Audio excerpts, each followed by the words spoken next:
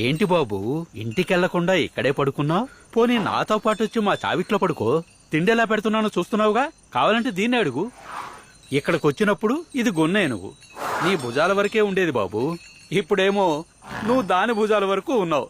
దానికి ఇష్టమైనవన్నీ పెట్టి దిట్టంగా పెంచాను కదూ. ఏమంటావే బుజ్జి, నా బంగారు బుజ్జి, నా బంగారు బుజ్జి.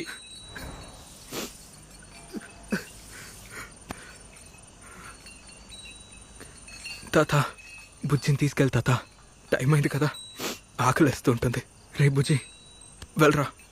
దామ్మా దా, వెళ్దాం రా. తాత, రా. మేము ఊరు వదిలి వెళ్ళిపోతున్నాం.